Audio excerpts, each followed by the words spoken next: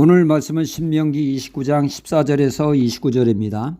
이시영 박사님의 저술한 책 배짱으로 쌉시다가 있습니다. 이 책은 소심증, 열등감, 체면의식 등으로 우리 사회에 만연한 문제점을 날카롭게 지적하며 자신감이 있는 삶을 위한 구체적인 실천 방안을 제시하는 책으로 널리 알려져 있습니다. 어른용이 있는가 하면 어린이를 위한 배짱으로 삽시다도 있죠. 저자 이시영 박사님이 청소년 시절 탈선하지 않고 반듯하게 자랄 수 있었던 것은 아버지를 두려워할 줄 알았기 때문이라고 합니다. 어느 날 아버지께서 삼촌을 엄하게 꾸짖는 모습을 보면서 나도 곁길로 나갔다간 혼쭐 나겠구나 생각하고 함부로 살지 않게 되었다는 것이죠. 가정에서 순종하는 것을 배워야 합니다. 이것을 가정에서 배우지 못한 사람은 사회에 나와서도 권위에 순종할 줄 몰라 자충우돌한다는 것이죠. 신앙생활도 그렇습니다. 하나님의 말씀 앞에 순종하는 것을 배워야 합니다.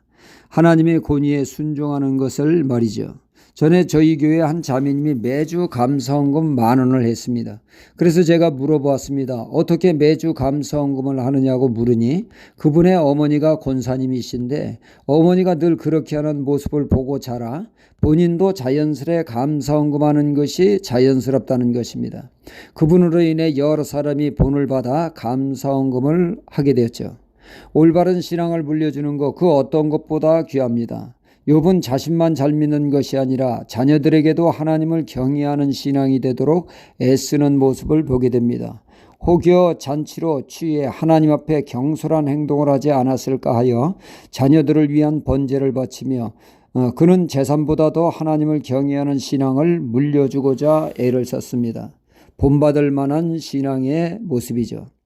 이스라엘은 원래 한 나라였습니다. 솔로몬 왕의 죄로 인해 나라가 두 쪽으로 나누어지는 일이 발생하게 됐죠. 남유다와 북이스라엘로 말입니다.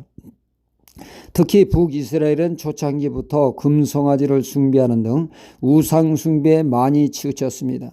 그런 중에 우상으로 전국을 도배하는 일이 벌어졌는데 이는 아합 왕이 바알 우상 숭배자 이세벨과 결혼함으로 인해 온 나라가 바알 우상으로 가득 차게 되었습니다.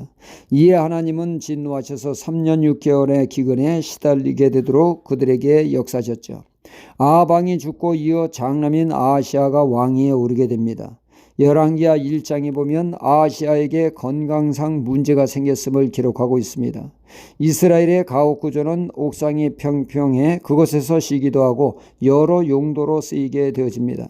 그것에서 추락하는 일이 없도록 난간을 만들어 놓죠.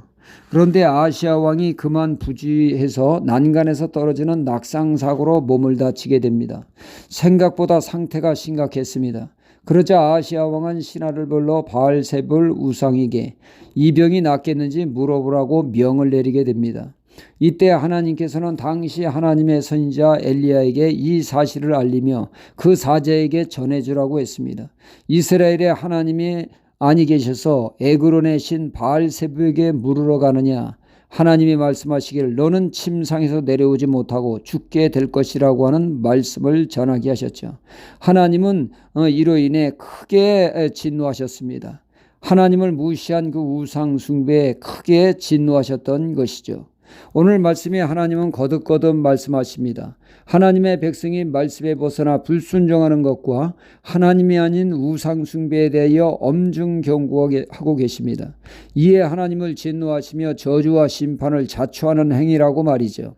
하나님은 사랑이 많으신 하나님이기에 죄인을 구원하십니다. 아울러 하나님은 공의의 하나님으로 우리가 무서워해야 할 분이기도 합니다.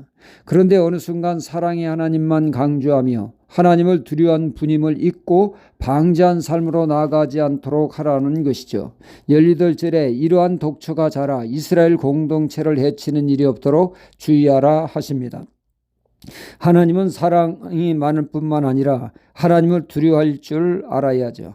신앙이 반듯하게 되어집니다. 그러나 하나님의 사랑만을 지나치게 강조하다 보면 버릇없는 신앙, 방자한 신앙으로 흐르어 병든 신앙이 되어집니다.